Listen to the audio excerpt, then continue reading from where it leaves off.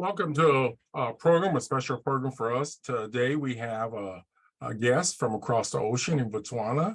And my name is Aljamal Binding. I'm the chairperson of the More Movement for Race Equity. And we also have Cami Watkins, who's also the executive director of Inclusive Community. And the other person who's not here, but we'll probably share her video, is Joe Giles, who is the head of the Women's Fund. And so the three of us are co-sponsoring this important event. Where we talk about issues related to women in Southern Africa, particularly in Botswana, dealing with patriarchal systems and so on. Shana Letebele is part of the coordinator of our program that deals with Sislela, which is the program that deals with having something related to dinners and table talk and what we're doing in Southern Africa.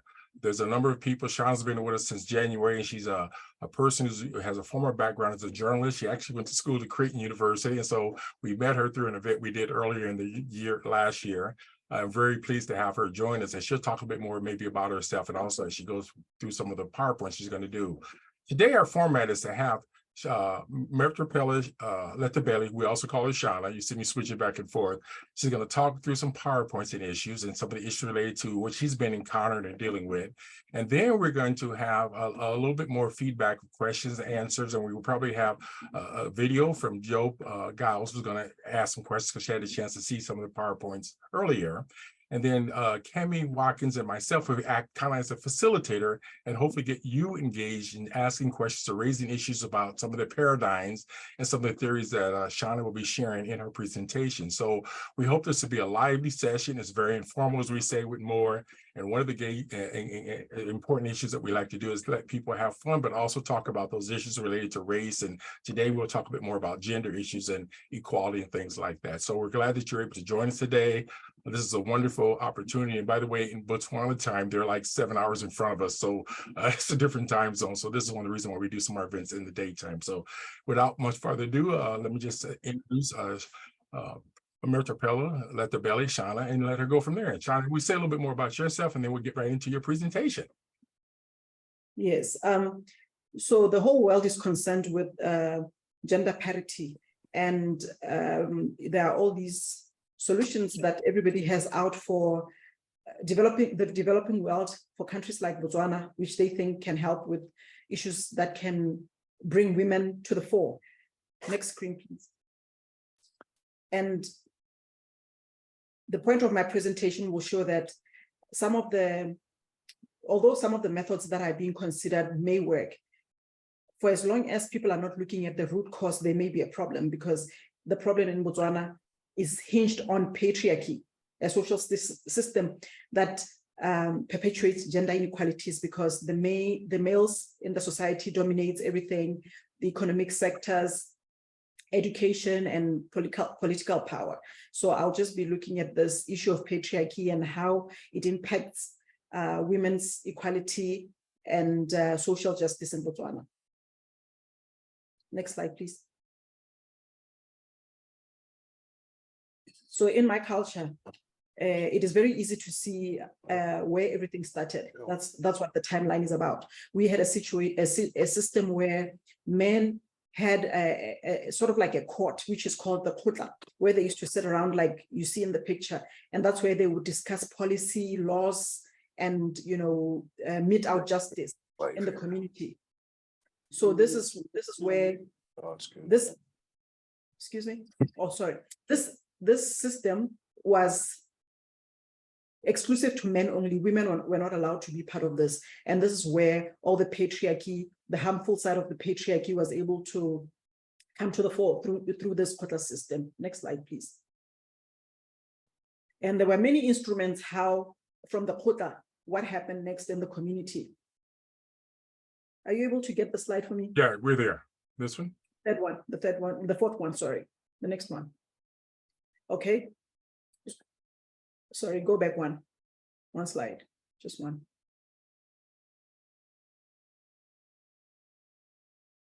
The Bojale one, where there are those two ladies. That's right there. You see them? Okay, so yeah, the way patriarchy was, people think that it's just about men being difficult or being bossy, but there was actually a system which was called Bojale, where young women who had just reached puberty were sent out to these camps for a couple of months in the bush, where they had to go through a lot of torture, you know, and as you can see in that picture, they used to wear all this, I don't know what to call it, but that huge thing made out of twigs. The whole time that they were there is very uncomfortable. And this basically, this is where they received the indoctrination to say that you must serve the man, you are subservient. When you leave this place, you're going to be a woman, you're going to do everything that your husband asks of you. And it was enforced in various ways, which included, you know, methods of torture, like people used to be asked to hold red hot iron bars without flinching. So when you left this place, you knew your place in the society. Next slide, please. In addition to that initiation system, we also had the marriage. Getting married in my culture in the old days used to be very painful for the woman because you had no choice in who you're going to marry. You used to be betrothed at a very young age, and everything was arranged by your parents. You had no say in it, and you actually, cattle were given in exchange for a bride. And there's also what they call the levirate marriages, where a man had a right to demand a replacement. If, for instance, his wife couldn't bear children, or if she died, the man could go back to her parents and demand a replacement. And there was also a very nasty element, which was of incest in the marriages, because the most preferred married partner would be your first cousin. And you'll find that the women didn't receive a lot of attention because most of the marriages were polygamous. Men had at least 2, 3, 4, 5 wives. Next slide, please.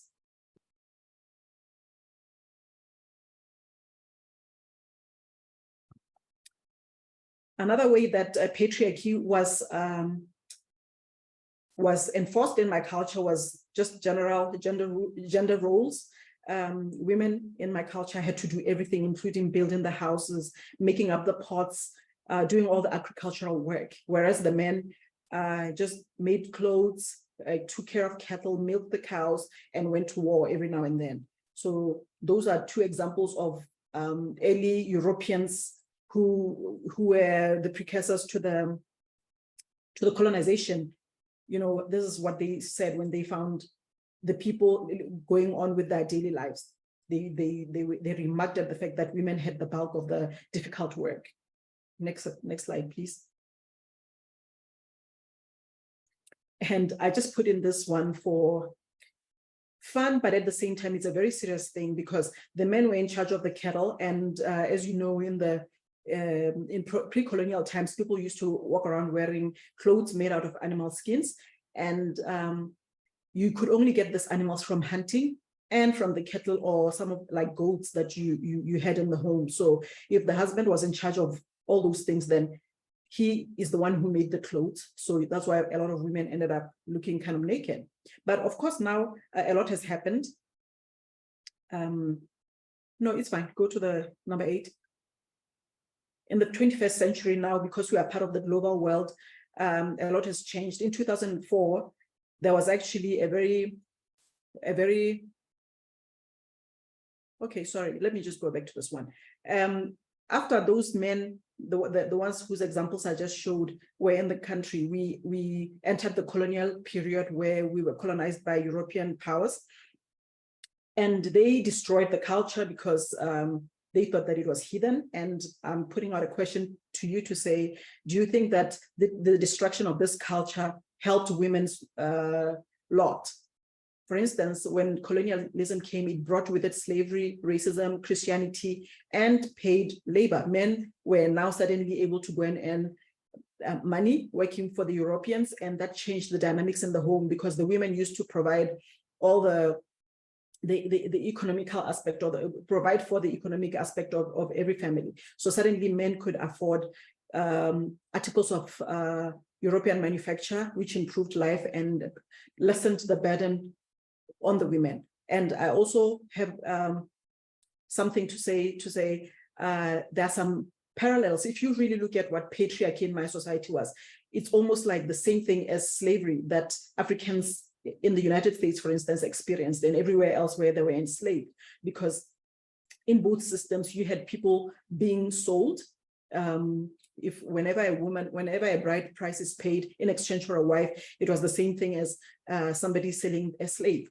In some instances, some African cultures, not necessarily mine, used to have abductions of wives, the same thing as how slaves were acquired. They were abducted and kidnapped. Both women and slaves worked without any pay. So, and both groups were subjugated by other groups. In the case of slavery, the Africans were enslaved by other races, whereas in the example of the Tswana marriage, you know, the women, or the Tswana culture, the women were subjugated by their men. The last example that I can also give is that whenever a man had polygamous marriages, marrying 3, 4, 5, 6 women, those women bore him children, which meant that he had more hands to do all his work while he just, you know, lounged about. Same thing as the slave breeding farms, where people were actually made to produce all these children so that the slave masters could have more kids. Next slide, please. Next slide. We're at the state of 21st Tswana women. Okay, so yeah, now I think colonialism lasted for about 80, almost 100 years in this side of the world. And my country got independence in 1966. And it was only in 2004, from the time that we attained independence, that some of the most difficult laws were abolished, like the marital power. Suddenly in 2004, the men in my society found out that they had to share property and resources with their wives, and they were in essence removed from the position of being the head of the family.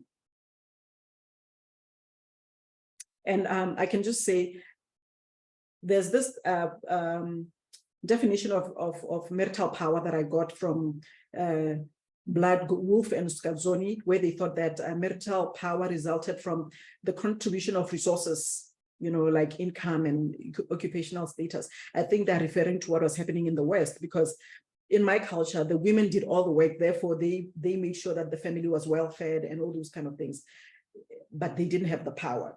So it was a little different in the African, or at least in the Tswana society. Next slide, please.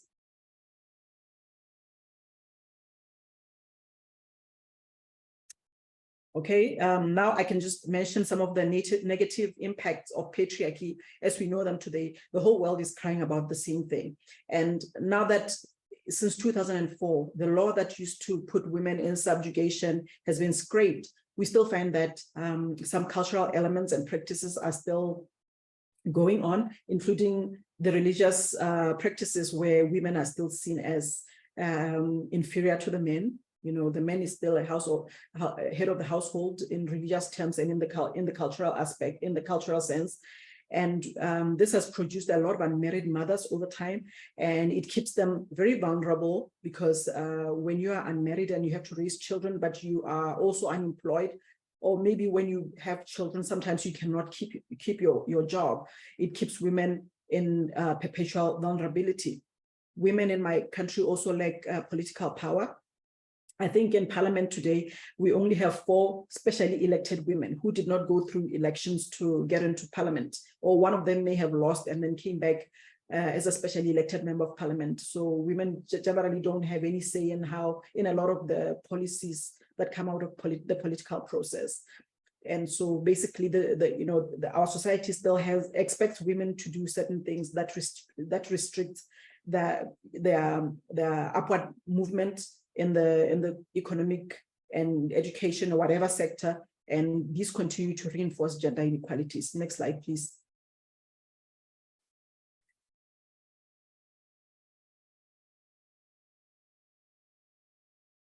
So this is just the poverty snapshot that I got from Statistics Botswana, which is the authority for all kinds of statistics in my country, which shows that they had a survey in 2019, which shows that about 57.9% or 58% of the households in the country receive some kind of help from government in terms of food and a little bit of money. And out of that 57%, which is about 387,000 households, about 56% of those homes are female-headed, and Botswana's population is about 2.4 million, and which means that we can see that the burden of poverty is borne by the women in my society. Next slide.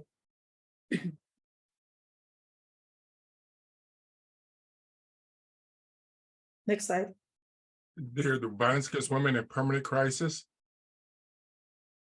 That's your next slide. Yes.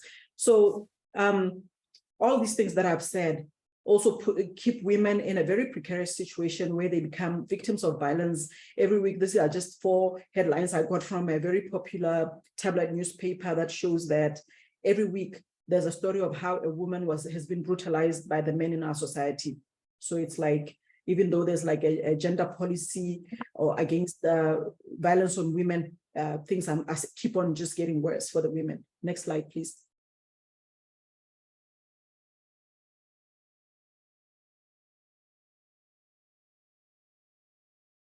Next slide. We're there. How can we change the system? Is the next slide? Yeah, next one. Oh, you want after that one? Yes. Other considerations are last questions for the participants. So the last slide that you had was the one. Yes, and that's our contact information. Yeah, so I went through them. Hand over to you. Yes. Yeah. So Cami, at this point, what we want to do is we can show Joe's presentation, and then we'll come back to some of those questions we can ask the audience. So what we're going to do, if we can, have Joe, where she actually has a chance to talk with Sean a little bit about some of the topic areas. So are we able to pull that in? Absolutely. So I did want to just share, so Joe unfortunately had a other conflict and wasn't able to join us today, but previously her and Shauna had a chance to talk about the presentation and think a little bit through some of the connections to the US, what we're doing with, what Women's Fund particularly deals with, and what we're seeing in Southern Africa. So we'll show you this interview, and then following this interview, we'll go into a presentation. We'll allow for the audience to ask questions of Shauna and also have a discussion, which will be led by Ajamon. So we'll go ahead and share that right now.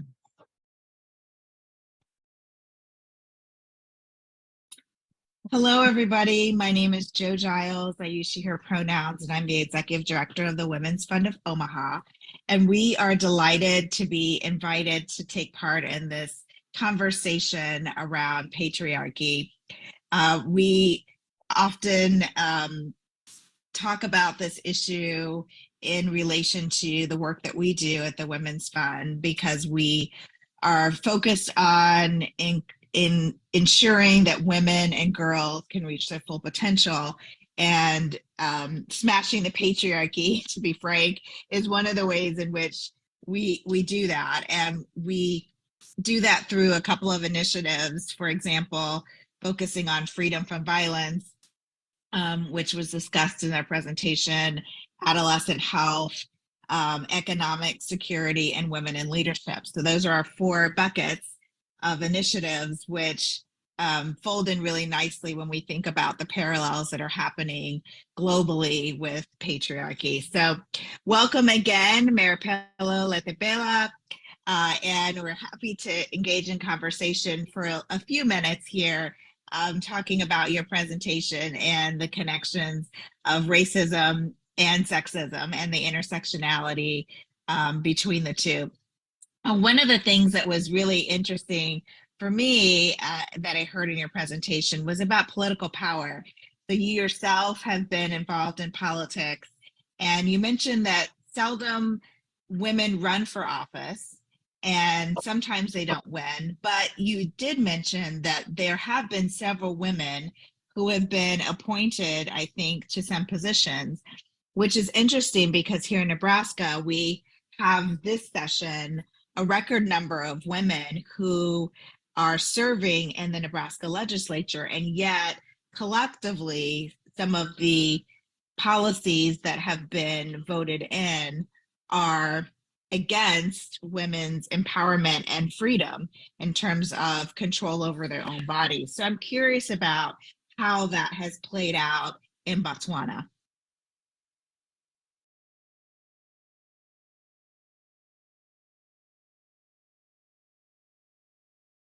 Thank you. I'll talk about two things because appointed to become a member of parliament and member of and a member of cabinet. I think they tend to toe the line, so to speak. You're not going to find them, especially that they are with the ruling party. They're not going to be talking on behalf of women. They'll be talking on behalf of the party that gave them the positions. And I remember some years ago, there was a woman who also became, she went through an election and she got elected, and she became a cabinet minister, a junior cabinet minister. And, you know, she was responsible for the social welfare type of stuff. But when she was in parliament, she would talk about the legalization of abortions and prostitution and things like that. And what I would have liked, in addition to those kind of things, was for her to have said, look at all these care packages we have for the vulnerable members of our society. Why don't we improve on these? Because the thing about my country is that they will do anything to please what the United Nations puts out for third world countries. So they just do the bare minimum to tick the boxes. So you can see that, okay, if the United Nations says you must have social safety nets, they will have them, but they will be minimum. If the United Nations says anybody who lives on $1 a day is regarded as poor, they're going to give you $1.10 so that you can just be above the poverty line. So it is very, I mean, obviously the people who get the help appreciate it, but it is not enough to live on. But I mean, I guess it's better than nothing. So the women tend to be not focused on women issues so much. You know that they will belong to some women caucuses. You know, usually people equate equality with political power. So that's where I think the problem is. Well, we also have the same problem in terms of safety nets too. There have been two policies that the Women's Fund has worked on with our coalition partners, one on food security and one on childcare access. And we had to fight tooth and nail, as we would say over here, just to try to expand both of those safety net programs, and just got a little bit more coverage for individuals who are struggling both with food and expanding availability of childcare access. And so very similar parallels that it's really just the bare minimum for individuals and families who need that type of help. So another thing that was interesting that you brought up was in the way forward, how do we engage men and boys in terms of changing the culture? And one of the things that I've often talked about at the Women's Fund is when we look at over the course of the United States and its history, and the big social movements have often included not only individuals who are marginalized, but also the allies along with them, who have been standing there and pushing for the social justice change that we need. If we think about the women's suffrage movement in the United States and the push for women to have the right to vote, at the time, all men could vote. And so it took the courage of one man who actually listened to his mom and decided he was going to be the person to cast the ballot to allow women the opportunity to vote. So how do we engage more men and boys in the conversation of learning about feminist values and realizing that there is enough opportunity for everyone to be at the decision-making table? Well, looking at how my society is, I think one of the easiest ways to reach men is through film. people like watching things, and if you try to call them to a meeting where it's a communal meeting, nobody's going to show up.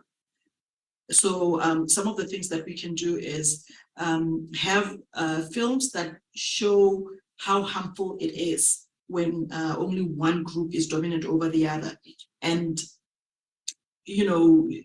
use examples in the film that are very close to how the people live their lives, everyday lives.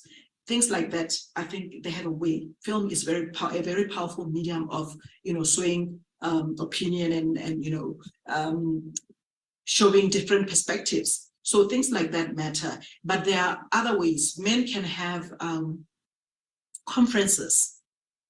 If you have male allies who are very influential, somebody that everybody likes, speaking and showing them these kind of things, they're most likely to listen because they have that herd mentality. So the men in my society understand each other better. So you need to find one among them who may be willing to give the talks and have they like having men conferences and things like that. So you can just sponsor some of those kind of things and they will come and listen. But mostly, it has to be done, I think, very surreptitiously through film.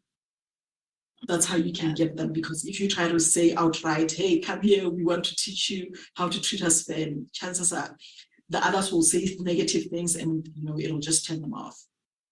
Yes. Those are just two. I'm sure there are many others. Yeah.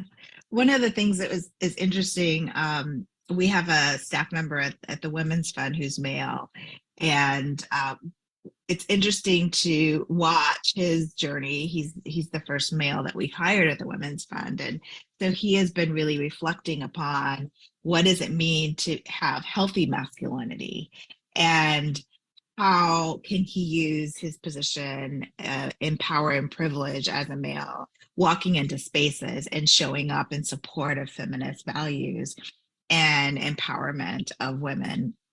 And it's just something different, I think, in being in spaces where men can say the same things that we've been saying as women all along, but coming and hearing it from a male voice to other men, sometimes that may be the difference that they hear in their head and go, oh, now I understand what this means and why it's important. And so having those allies, training them when they're young to understand what equality really means and why it's important for there to be decision making and empowerment for all genders and women in particular. Sometimes we have to start when they're babies and raise the boys differently, and then work on the young men and the men that we have here today. The other thing I wanted to briefly touch on is the support systems. You talked about women in empowerment and women in entrepreneurship. Is there anything else you want to mention around what we can do as communities, what we can do as societies to further encourage and spark some additional change in that area? Information and education. I think that's at the top of everything else that we can ever do, because some women don't even know that they are in abusive situations at the hands of their male partner, because they are the ones providing the food.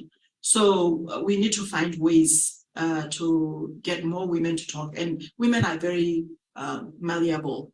So it's easy to get them into groups. They already like it already as it is to come and talk among themselves. So we need to find ways to get more information out. I mean, simple things like books, if we could have simplified books for different reading levels and give them to young ladies to help them build up their self-esteem and things like that. Those things can also go a long way. And also, in addition, just like the men, films are very powerful mediums. You can there's so much that you can say. and for that information, it will impact, you know, a greatest number. It's just one show. I remember when I was younger, we used to have these movies at school. Sometimes it was like a fundraising thing where they had like a bioscope come in, and then we paid, and then we watched a movie. You can get them at where they're already gathering at schools and things like that. We can maybe even start girl clubs of some sort, so that we can pass all the information to them and help them, you know, protect themselves, you know, and inform themselves and just get ready for this tough, you know, adult life. Yeah, absolutely. It all starts with education and awareness and a re-indoctrination of what is now and how that has shifted, and helping them understand the abuse and what patriarchy really is, and how they can be empowered and move forward. And I think that goes for all of us on both continents. So there's still a lot to discuss and really dig into patriarchy, both in Africa and in America. And Merapelo, Letebele, thank you so much for your presentation and for this conversation. And we're excited to have the virtual audience continue to have this conversation in your small groups. And so now I'd like to turn it over to Ajamal Bynum, our master facilitator for this evening, to continue this conversation with us. So thank you so much. And we look forward to more conversations to come.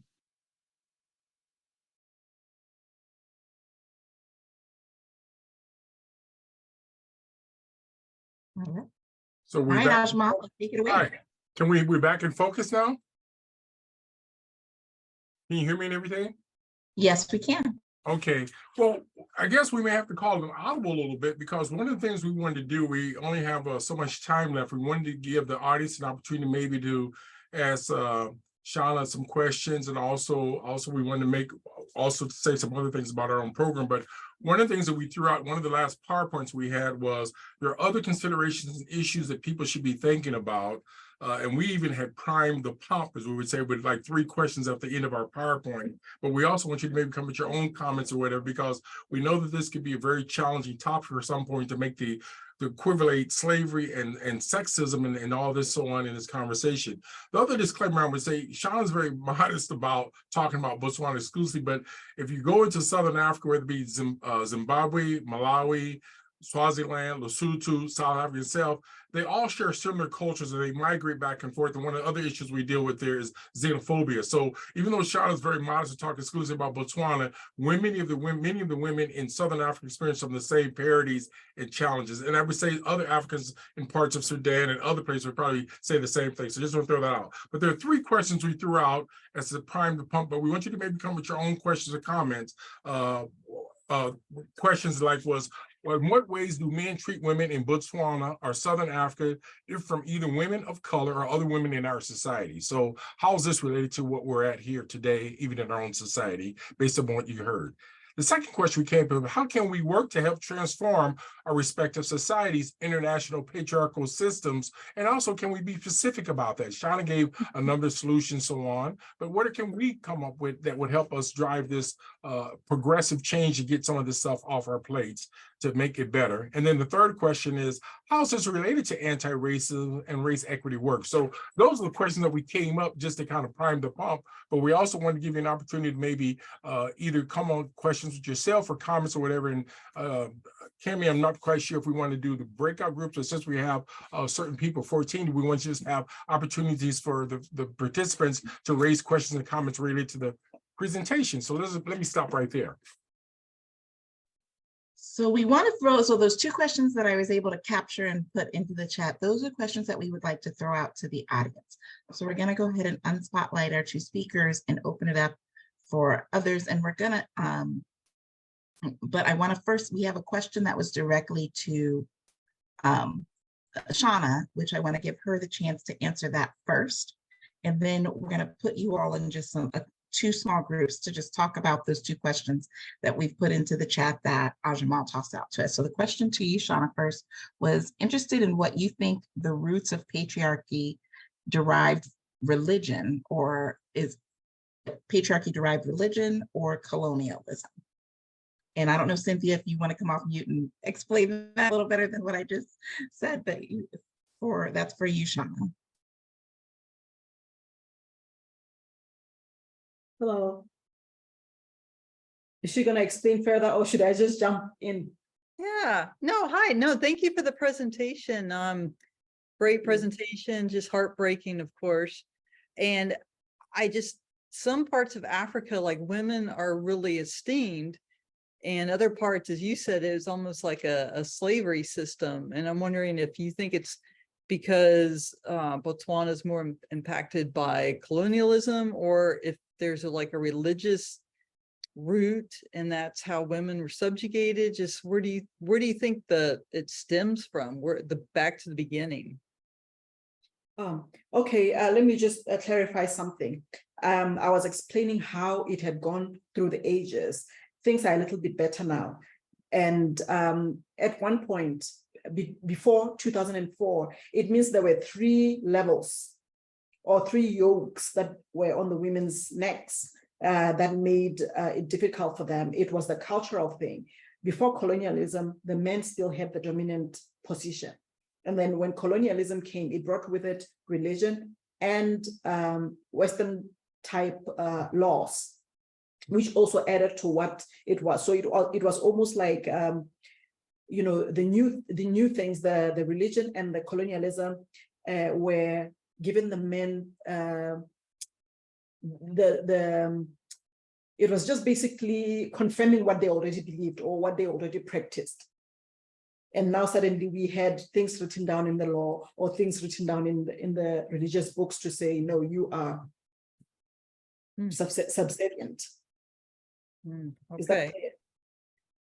Yeah, that's it's just sad because I think way back, like Paleolithic times, there was a time where people were just all equal, you know, like trees, organisms, everything just observant and love equal, like way back when. Yeah. Okay, thank you so much. Thank you for your question. Do we have any other questions for Shauna before we go into our breakout rooms?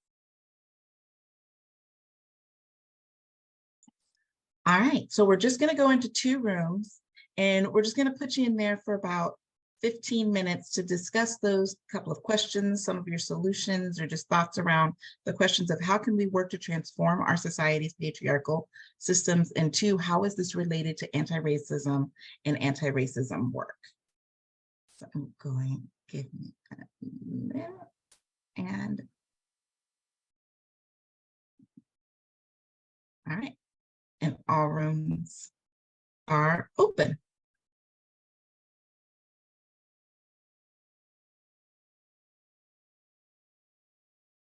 So is everyone in the room at this point? Or we still got people still out? So it's just, we've got one more person. Alfred, if you could join a room.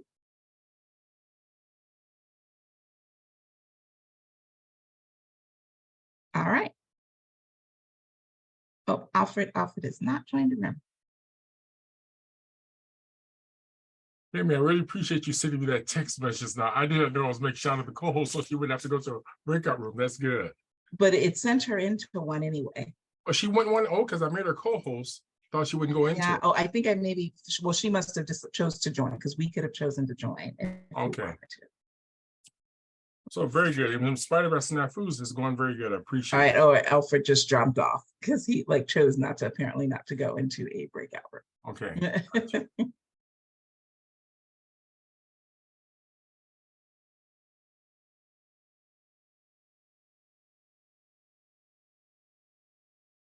Welcome back. I think we have a few folks that are coming in. The rooms will close in about 10 seconds.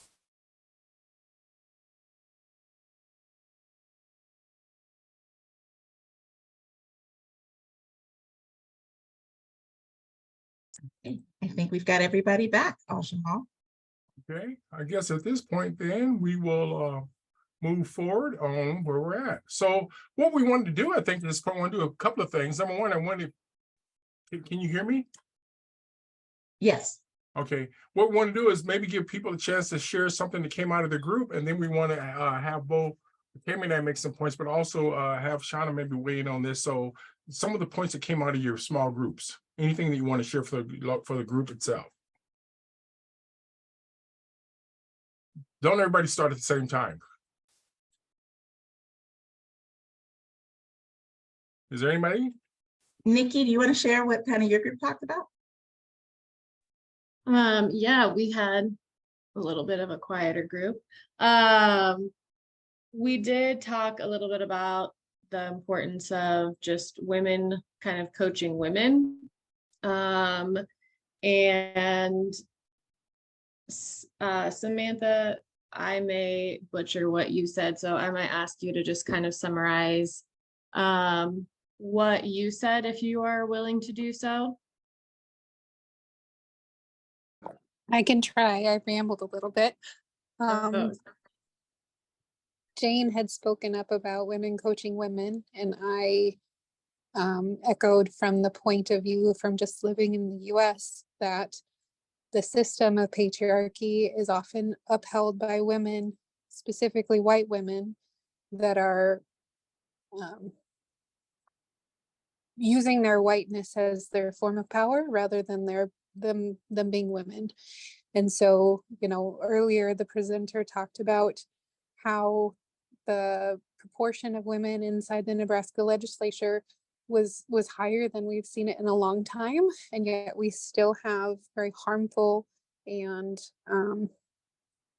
questionable choice legislation coming forward, oftentimes at the hands of some of the women.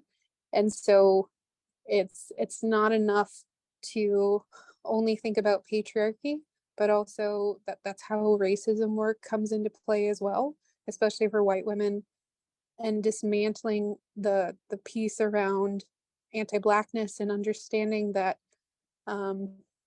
patriarchy and racism impacts us as well, and not clinging on to the small modicum of power that being white helps us with in this society. I guess I kind of rambled again, Vicki. Good. Well, thank you. Appreciate it. Other group, can we get some other group, and then we'll open up to Sean a little bit? Other group, is there something you want to share that's salient, something that's relevant for the larger group to hear from your group conversation? We had Cynthia, Karen, and Carla were in that second group. Anyone? Yeah, I'll go. I guess, in essence, we had chicken egg policy versus mentality type conversation. And I think it's going to really take a change in thinking, a huge mind shift for not only organizations, but of course, individuals and organizations to grasp. And I'm just, personally, I'm more into the metaphysical understanding of seeing how humans interact with each other, which I think is just going to take a lot of meditation and getting out of the ego and really getting at the depth of inner core and unity, and seeing each person as a beloved individuation of a creator or God. And I think especially within America, our systems are so surrounded by this whole idea of victimization and scarcity. It's going to take a while to get to a higher place. But as long as I think someone's taking something from me and it's this group, it's like we just are in this catch-22. And I think Americans are just addicted to being victims. Gotcha. We're going to move into, a larger where we can ask Shauna directly question. Again, we say pick her brain and talk to her. And then we're going to, both Kami and I are going to round it up by both giving a little kind of closing comments about our respective programs. So anyone have any direct questions for Shauna at this point, or you want something that maybe you want resonate with what you want to do that? And the other thing I want to just throw out, I saw Jane was on the set. I've been knowing Jane for a long time, who's up in Canada. So we have somebody who's joined us from Canada. So welcome. But anyway, any questions directed to Shauna, feel free to open up your mic and direct them at him or a comment. And let's keep it brief because we only have about maybe 15 to 20 minutes. Someone.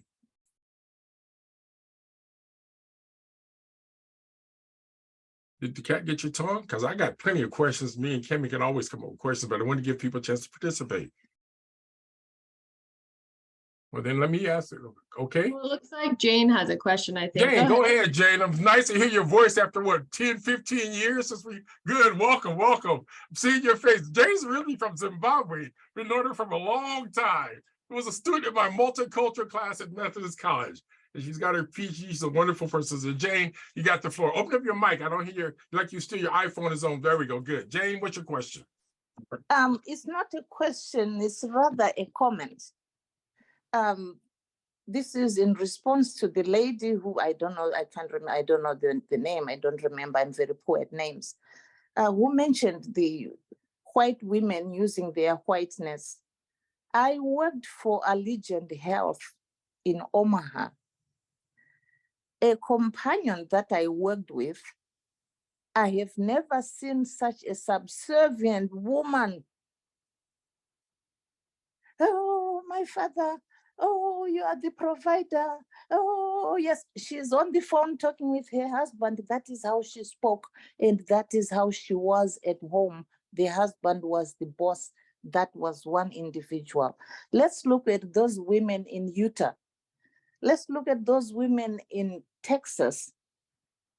White women are as much victims of the patriarchy as Black women in Africa. However, there are some policies in the United States which sort of like help the women out, but because of their womanness, some of them maintain their low subservient levels within their homes. So let me ask you the question. You're saying, if I'm hearing you well, you're saying basically we as women, I'm using this as a metaphor, we know better, but we don't do better. And we just take this and we buy into it. And so I think the question we're asking is, how do we help women, and particularly talking about white women, climb out of that cesspool of that hole? Because technically it doesn't benefit them. That's how I translate what you said a little bit. Or did I do that right? It does not benefit them. Let's say if we were to put scores one against the other. However, their subservience makes their husbands work harder and provide for them, and they benefit that way. Got you. I understand. Shana, do you want to respond? Feedback. Shana? Sorry? Oh, no, I was still listening. Yeah, you know, it's always very interesting because I'm an African woman and I live in Africa, and we fought a long battle trying to get away from colonial rule from the Europeans, but at the same time, and at other times, they look like they could be the ones to come in and save us because they're the ones who are much more advanced. We are using their ideas. I'm pretty sure that African women were okay with the way things were because they were indoctrinated and the system worked. You understand? So sometimes it is kind of a little embarrassing to see that we cannot get help from our own menfolk in our own countries. And I think it's only through things like showing them that the way you're treating us is exactly the same way that the white people treated Black people. So it doesn't matter whether you're a man or a woman, you know, the colonization or racism saw you in this as the same type of person as man and woman. They didn't make a distinction between the two. So, you know, in America, the man is the provider. In Africa, it was a little different. Things are changing, of course. I cannot say that we still have the old stuff where the woman did all the work. Good, very good. Thank you. Another question, another feedback. Got a few more minutes. Anything from the audience? People who have not said anything. We encourage you to say something, to share something. This is Carla Clark. I do have a question. I was wondering if there's anything specific you can tell us about how you are dealing with this issue with educating children. Any programs in schools or society helping children become unindoctrinated early in life? No, there isn't anything happening we have a very weak civil society in my country. And usually people who have organizations that help women or young children would be able to help them with legal issues and those kind of things. But in terms of trying to direct education about all these things, they come in little spurts. It'll be a lone voice saying, oh, patriarchy is bad, but there's nothing that is, there are no campaigns of any kind which has sustained over a long period of time. If, for instance, last week, Thursday, I think, I took an initiative in my village. I live in a small village where I had, I was concerned about children in my neighborhood. There are so many out of school, unemployed young men. And so I've never been a victim of any crime, but I think that if we don't do anything about it, it's going to get there. So I called the police, I called the village leadership, traditional leadership, and the social worker to say, can we come and talk to our children about things that they should avoid doing in order for them not to get into trouble. So it was a very successful event that I had in a space outside under a tree somewhere, because we don't have any money to do that sort of thing. And it gave me an idea that I can use that sort of same model, because some of the parents said, can you come and talk to our girl children? So it gave me an opportunity, but I found myself in a situation where I don't have any resources at this point to pursue that kind of thing. But it is something that I feel very, very close, to my heart, that I think I'll pursue as time goes on. Other questions, anyone else? Thank you. I want to jump in here and just kind of add to that question, to Carla's question about like, what is education? How are we helping to reprogram or dismantle the indoctrination that's happened around where males are centered as the only or primary power source within our country? And if we think on the US side, we are starting to see there's lots of programs similar to some of the programs that Inclusive Communities does is our Inclusivity, which is a 4-day residential camp for high school students and freshmen in college, where we talk about healthy relationships. Women's Fund has several programs that they do around adolescent health and sex education. Those programs aren't just about sex and sexuality, they're also centered around healthy relationships and dismantling these ideas of gender roles, which create this hierarchy of the genders and the sexes. And so that type of education early on for youth, unfortunately, that education is being under attack. There are currently laws in states in which if you cannot teach or youth or even young adults about anything that discriminates against a majority gender, as well as against the white race. So in the same place where we're seeing attacks on conversations around critical race theory, they are also having restrictions on conversations about gender and gender roles in the patriarchy. So the battle continues around that, but there are programs around the country, because the Inclusivity camp that we host here in Omaha is actually been running for almost 50 years around the country with our affiliates through the National Conference of Christians and Jews, now the National Federation of Just Communities, to simply do exactly that, to try to break down the sexism that is rooted within our country's processes. We appreciate that. Thank you. Any other questions? Any other feedback? Well, I could make a shameless plug as usual. Jane's raising her hand. ahead. We Go have ahead. one more question from Okay, Jane. let's go with it. Go Let's ahead. go with who that is. We cannot hear. Jane, you're on mute. You're on mute. Okay. I have been this non-conforming Black woman in Zimbabwe. I've been watching on television little courts, village courts by different chiefs where they are trying cases. And I have since been in contact with one of those chiefs. And I am using my health promotion knowledge to try and shape the direction of the way he handles matters between men and women in the village. Very good. I think we are making progress. Good. Appreciate that. Thank you. Matter of fact, one of the things we'd love for you, Jane, if you could do at some point, we may do maybe do an interview, but also to share some of these best practices, because I think that's one of the issues that we deal with at Moore is how do we bring all these conversations together and provide things that help transform our community and ourselves dealing with issues related to race and social justice. So yeah, appreciate that. We got about 10 minutes left and so on. I also want to share a couple other things before we get to the end is that at Moore, one of the things that came up in this conversation is that there's an opportunity for us to do more conversations of getting people to do this. So for example, last week we had an event, and these events are on our webpage, where we had talked about legal issues in our community. Again, it's related to racism, classism, sexism. And so a lot of people don't know what goes on. And so we got to do a better job of those of us who are professionals and who have access to mass media to do that.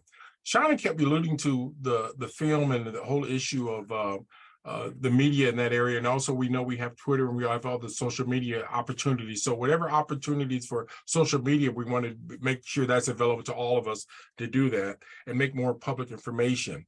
Last 2 points I want to make real quickly is that we have a committee that's dealing with data. And so sometimes people don't know what they don't know. And so the more we can make our data transparent, like for example, the university or educational system, and as Kemi alluded to, there's pushbacks and we need to make sure there's push forward for us to make sure this information is available, because one example I want to share, and I think Shauna didn't share it, but in Southern Africa, they have a high level of rape and domestic violence. And so we got to challenge our systems to do education within itself so that we don't have that. Because again, why have these incidents or these crazy things going on when you have sometimes the perpetrator and the persons in the judicial system might slap their hands, and some of the things that people get away in this country because they have more access to better legal system. But again, what about women? And so our goal is to try to make sure that more of these incidents and things that happen are in the public domain, but also that we get these nonprofits and educational regimes to do a better job on pushing back at some of the data that we see and so on. So that was it.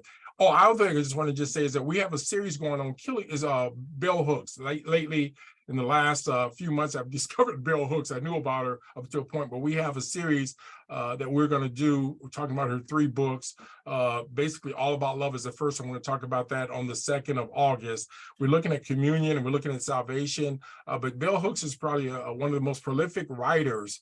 And I put her on the same level up there with Malcolm X. She comes from a feminist point of view. She's also a lesbian and went through transformations of talking about her journey, but just a very clear writer and someone who has a lot of the, as they call, breadcrumbs and places to help us understand how to follow her journey. She died about a year ago, was a professor, but again, she's probably one of the prolific writers about men and women issues and some of the things that women experience. And I've been able to learn a lot about women's issues, not only talking to my female colleagues and friends, but also by reading bell hooks. So I encourage us to do that.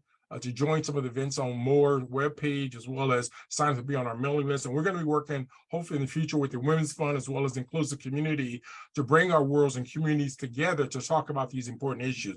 Before I close out the organic thing, I wanted to give Shauna a chance and Kemi a chance if there's any other last minute things they want to say before we put this program to rest in terms of on our webpage. So do we want to start with you, Shauna, and say something, and then Kemi can go from there. So Shauna, anything else you want to share with our audience, the things on what you've shared of experiences so far during this telecast?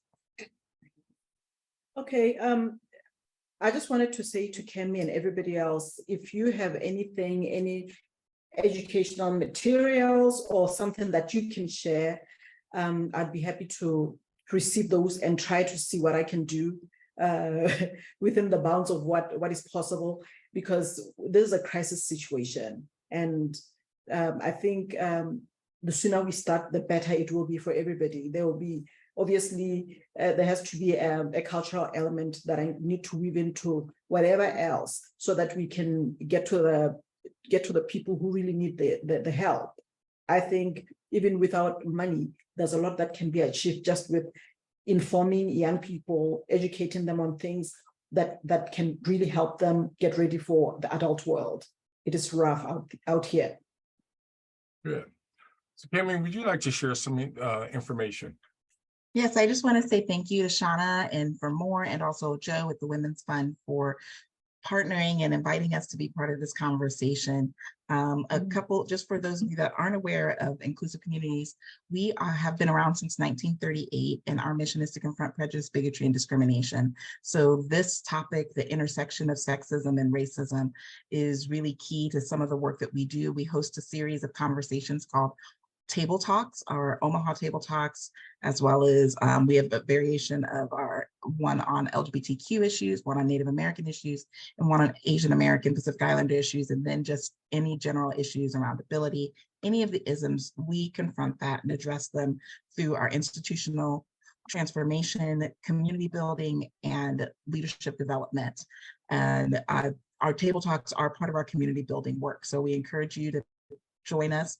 We'll have our kickoff for our next season of Table Talks the 3rd or 4th week, Wednesday of September. So please follow us on our website, inclusive-communities.org, to sign up for our newsletter, or follow us on any of our social medias. We're on LinkedIn, Instagram, and Facebook. So, but thank you all for inviting us. Thank you, Ajmal, as always, for being a great partner for us and inviting us into these conversations. And Shauna, thank you so much for the great work that you're doing. Yeah. Well, appreciate it. Folks, I want to make 2 quick points before we close out. Number one, we did not have our evaluation up, and so we will have that made available, but we would love to get feedback from participants on how we can improve this, things that you think were some of our strengths, challenges that we can improve upon, obviously. So we'll have that up on our webpage, or at least have access to it. So give us your feedback directly on this program. This might be one of a series of international programs we're going to do. And we also like to bring other people into our circle. Some of the issues in our community deal with Sudanese, and how do we address global issues? And as I said earlier, xenophobia is a big issue in Southern Africa. And how do we try to talk about ethnic and racial issues within a healthy context? Because a lot of times our institutions don't have the ability to address many of the issues we talked about today. The last point is, we've just recently had an opportunity to talk to someone from the local utility company, and we have public institutions that we need to make more accountable. So there are some of us who need to call people in and call them out. But at the end of the day, folks, we want to have a better society for our children and our grandchildren and those children who are not yet born. And this is why I think it's important to continue to do what we do today. And I really appreciate the participation. Obviously, I give a special shout out to Shauna for her being able to pull this together from her vantage point, and Kemi for helping us to pull through the snafus. And obviously, Joe Giles at the Women's Fund. All this would not have happened without the trinity of us coming together, how we've made this happen. So I really appreciate each and every one of you. And then the last point is probably the most important. We need to bring more men into this conversation. And so again, change agents can help make things happen. So really appreciate the great efforts that folks have made here. And we hope that you can join us next time for some other events. Check out our webpage, and again, look at each one of the locations of our respective agencies on the webpage, so you can join us and do more work on this. We really appreciate everything. And as we always say, may the force be with you. Baroko.